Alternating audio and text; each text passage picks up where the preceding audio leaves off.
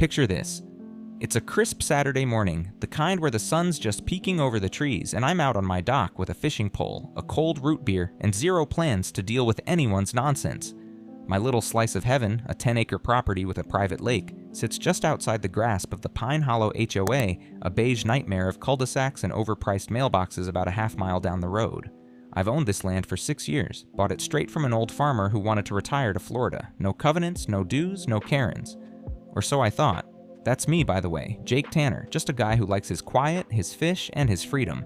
And that's where this story starts, with a woman named Karen McAllister, HOA president and self-appointed dictator of suburban destiny, staring at my lake like it's her personal infinity pool.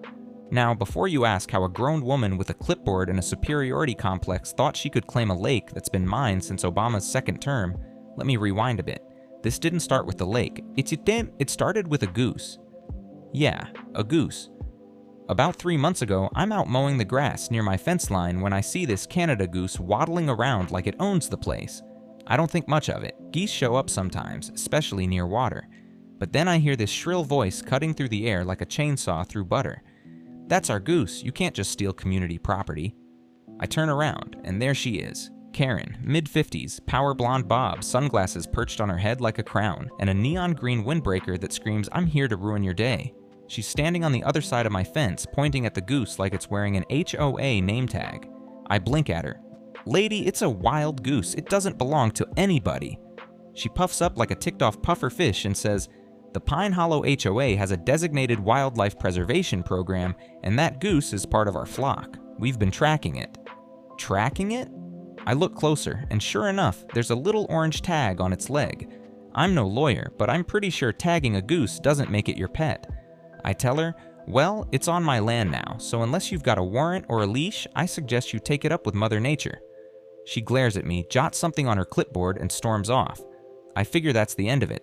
Spoiler, it's not. A week later, I get a letter in the mail, not even certified, just a regular envelope with Pine Hollow HOA stamped in Comic Sans on the letterhead. It's a courtesy notice informing me that my unauthorized retention of community wildlife is a violation of their neighborhood standards and that I owe a $250 fine. I laugh so hard I nearly choke on my coffee. I'm not in their HOA. My property's not even zoned near their jurisdiction. I toss the letter in the trash and go about my day. But Karen? Oh, she's just warming up. Fast forward a couple weeks and I'm out on my dock again when I notice something weird. There's a guy in a safety vest standing on my shore, poking around with a measuring tape and a clipboard. I paddle my kayak over and ask, "Hey buddy, you lost?" He looks up, startled, and says, "No, sir. Just doing some preliminary work for the HOA Lake Access Project." Lake Access Project? I feel my stomach drop. What Lake Access Project? He shrugs, clearly not paid enough to care, and says, "They're putting in a community dock and a picnic area. Said this was all part of the plan." I tell him to hold that thought, paddle back to my house, and grab my phone. Time to call the county. The county clerk, a nice lady named Marcia, who's been there since the dawn of time, pulls my records in 5 minutes flat. "Nope, Jake," she says, "your land's private, clear as day. No easements, no HOA overlap, nothing. They'd need your signature for anything like that." I thank her, hang up, and march back out to the guy in the vest. "You're trespassing," I say. "This is my property and there's no project happening here." He looks confused, mutters something about just following orders, and hightails it out of there. I think I've won. I haven't. Next day, Karen shows up at my front gate, uninvited, naturally, wearing her HOA president badge like it's a sheriff's star. She's got a stack of papers in her hand and that fake smile people use when they're about to sell you something you don't want. "Mr. Tanner," she says, all syrupy sweet, "I think there's been a misunderstanding. The Pine Hollow HOA has identified your lake as a critical resource for our community wellness initiative. We're prepared to offer you a very generous partnership, access rights for our residents, a small dock, maybe a gazebo. You'd barely notice us." I stare at her. "Karen," I say, "this isn't a negotiation. It's my lake. You don't get to use it." Her smile tightens. "Well," she says, "we'll see about that. The board's already voted. It's in the community's best interest." Then she hands me a proposal that's basically a demand letter dressed up as a friendly note, complete with a map of my lake labeled Pine Hollow Community Waterfront. I crumple it up right in front of her and toss it over the fence. She doesn't flinch, just says, "You'll regret that," and walks off. That's when the real war begins. Over the next few weeks, it's like Karen's launched a full-scale invasion. First, it's more notices in my mailbox, fines for obstructing community development, threats of legal action, even a citation for excessive noise for my boat motor, which I haven't used in a month. I ignore them all, but she's relentless. Then I catch her minions, 2 HOA board members in khakis and polos, sneaking around my property with a drone, filming my lake like they're prepping a real estate listing. I grab my old BB gun, take aim, and pop that thing out of the sky. It lands in the water with a splash, and I fish it out with a net. The memory card's still intact, and guess what's on it? Footage of my dock, my boat, even me drinking coffee on my porch, all time-stamped and labeled Phase 1 Acquisition Prep. Creepy? Yes. Illegal? You bet. I call the county again, and Marcia tells me to file a trespassing complaint and a report with the FAA. Turns out drones over private property without consent are a big no-no. I do both, but Karen's not deterred. She escalates. One morning, I wake up to the sound of machinery. I look out my window and there's a freaking construction crew on my shore. Bulldozers, cement mixers, the works, starting to pour a foundation for what looks like a dock. I grab my phone, my deed, and my loudest voice and storm out there. "Stop right now," I yell. The foreman, a guy with a beard and a hard hat, looks annoyed. "We've got permits," he says, handing me a paper. I scan it. Sure enough, it's a county permit, but the address is wrong. It's for a lot inside Pine Hollow, not my land. I tell him, "This is private property, you're in the wrong spot." He curses, calls his boss, and the crew packs up, but not before they've already poured a 10 by 10 slab of concrete right by my water line. I'm livid, but I'm also curious. How'd they get a permit? I dig deeper with Marcia's help and find out Karen submitted a forged survey map to the county, claiming my lakefront was unzoned community land, donated to the HOA years ago. It's a lie so bold it's almost impressive. I file another complaint, this time for fraud, and the county launches an investigation. Meanwhile, Karen's posting on the Pine Hollow Facebook group about how certain uncooperative residents are holding back our beautiful waterfront dream. She's got half the neighborhood convinced I'm some greedy hermit hoarding a lake that belongs to everyone. The comments are wild, people calling me a jerk, a lake hog, even suggesting they boycott my non-existent business. I don't have a business, I'm a mechanic who works from home. But facts don't matter to Karen's army. Then she goes nuclear. One evening I'm grilling burgers when I hear a splash, louder than a fish, weirder than a rock. I run to the shore, and there's a freaking floating platform in my lake. Wooden, painted with Pine Hollow Community Dock in big letters, anchored with ropes and cinder blocks. There's a group of HOA folks on the other side of my fence cheering like they've just liberated something. Karen's there, megaphone in hand, shouting, "This is a peaceful reclamation for the good of Pine Hollow." I'm stunned. They've launched a dock into my lake like it's a pirate ship. I grab my phone, call the cops, and start recording. By the time the sheriff's deputy shows up, Karen's still blaring her megaphone about community rights. The deputy, a guy named Tom who I fished with before, takes one look at my deed, then at the dock, and says, "Ma'am, you've got about 5 minutes to get that thing off his property before I cite you for trespassing."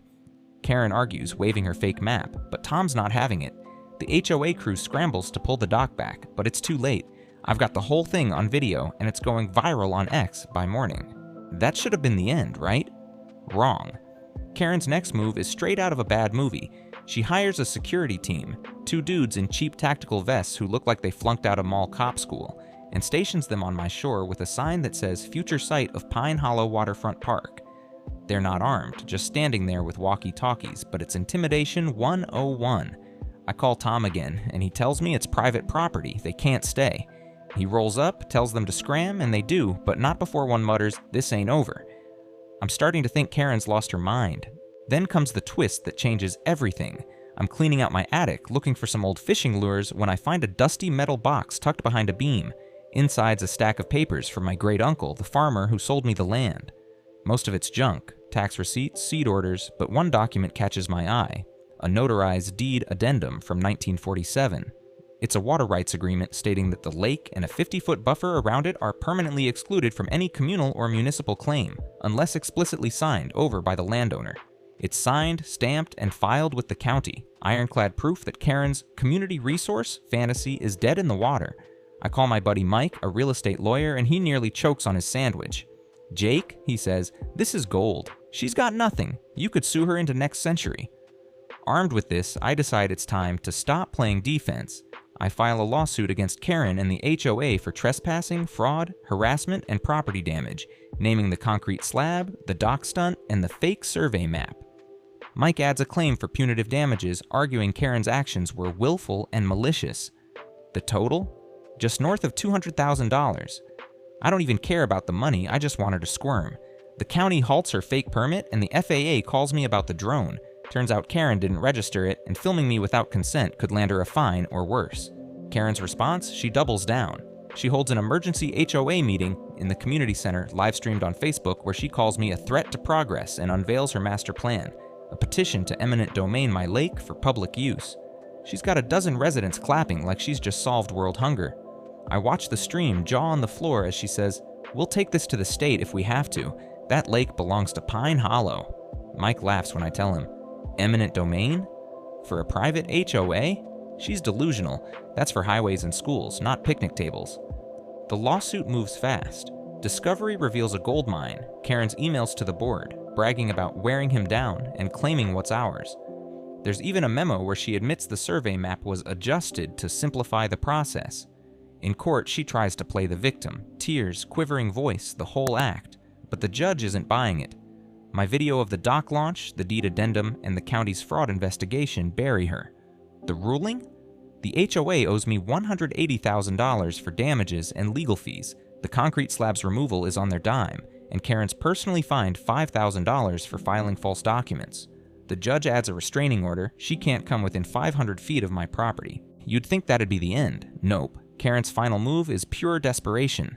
A week after the ruling, I wake up to find another concrete slab, bigger this time, 20 by 20, poured overnight on my shore. There's a note taped to it. "Pine Hollow will rise." I call Tom, who's as baffled as I am. "She's unhinged," he says, snapping photos for evidence. The security camera I installed after the dock fiasco caught it all, Karen and her brother, sneaking in at 2 a.m. with a rented cement mixer.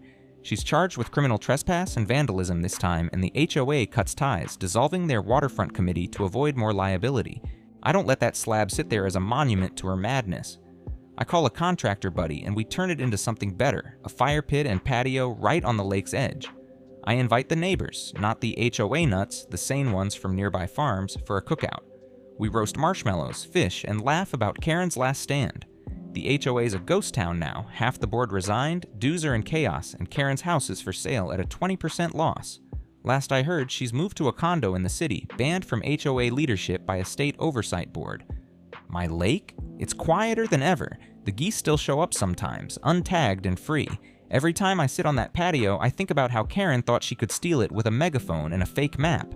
She didn't just lose, she built me a legacy, one concrete slab at a time, and if she ever drives by, she'll see my new sign. Tanner Lake, private property, no Karens allowed.